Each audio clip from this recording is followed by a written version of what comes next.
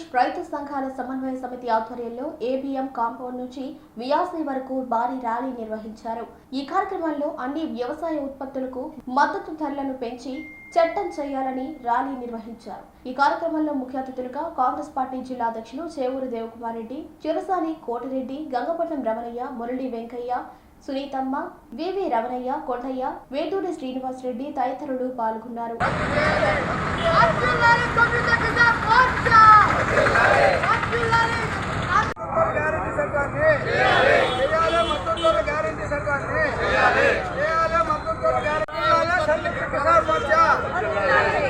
ఈరోజు దేశవ్యాప్తంగా సంయుక్త కిసాన్ మోర్చా ఆధ్వర్యంలో సుమారు 450 రైతు సంఘాలన్నీ కలిపి గత 4 సంవత్సరాల నుంచి ఒక ఉద్యమాన్ని నడుపుతున్నారు.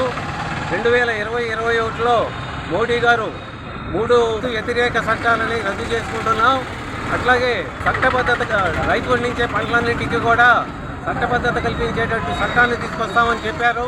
అయితే ఇంతవరకు అది జరగలేదు. గత 4 సంవత్సరాల నుంచి మన గణతంత్ర దినోత్సవం 26 జనవరి రోజున ఇదే విధంగా ర్యాలీలు, నిరసనలు తెలియజేయడం జరుగుతుంది. ఇప్పుడు దేశవ్యాప్తంగా జిల్లా ముఖ్య పట్టణాలు అట్లాగే మండల ముఖ్య పట్టణాలలో ట్రాక్టర్లు అలాగే మోటార్ సైకిల్ ర్యాలీలు ఎక్కువసార్లు చేస్తున్నారు. ఇక్కడ మనం నడుచుకుంటూనే ర్యాలీ చేసుకుంటున్నాం. నెల్లూరులో 26 అంటే ప్రభుత్వం దృష్టి వెళ్తుంది అన్న ఉద్దేశంతో గత 4 సంవత్సరాలు ఇదే రోజున జరుపుతున్నాం. వారు ఎందువలన రైతాంగం అనేదానికి ఏ ప్రభుత్వం అయినా రానియండి రైతులను విస్మరిస్తుంది. ఇప్పుడు ఈ మన బీజేపీ గవర్నమెంట్ వచ్చే ముందు రైతులకి చాలా ఇబ్బందుల్లో ఉన్నారు. వాళ్ళకి న్యాయమైన కోరికలన్నీ తీరుస్తాం, అలాగే మద్దతు ధర కల్పిస్తాం అని గద్దెనెక్కారు. అప్పటి నుంచి కూడా ఈ 10 సంవత్సరాల్లో ఎన్నిసార్లు గుర్తు చేసినా వాళ్ళు రైతాంగానికి న్యాయం చేయటం లేదు. కిసాన్ మోర్చా ఆధ్వర్యంలో ఈ ఒక నిరసన ర్యాలీ చేపట్టారు. రైతుల కోసం ఆయా జిల్లాల్లో జాతీయ స్థాయిలో కూడా ఉద్యమించేటటువంటి నాయకులు.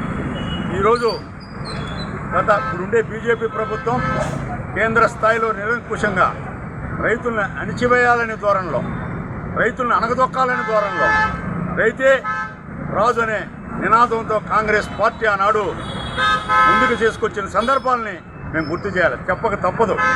ఇది ఈరోజు నెహ్రూ హయాంలో నెహ్రూ గారు పంచవర్ష ప్రణాళికతో ఈ దేశానికి ప్రాజెక్టులు తెచ్చాడు. ఆనాడు రైతులకు అన్ని జీవోలు ఇష్యూ చేస్తామని చెప్పి మోసం చేసి ఈనాడు మళ్ళా రైతులు ఉద్యమించి రోడ్లకు ఎక్కితే దాన్ని పట్టించుకోకుండా అణగదొక్కాలని ప్రయత్నం చేసేటటువంటి నరేంద్ర మోడీ ఎన్డీఏ ప్రభుత్వానికి చమరగీతం పాడాలని చెప్పి నేను మనం చేస్తాను.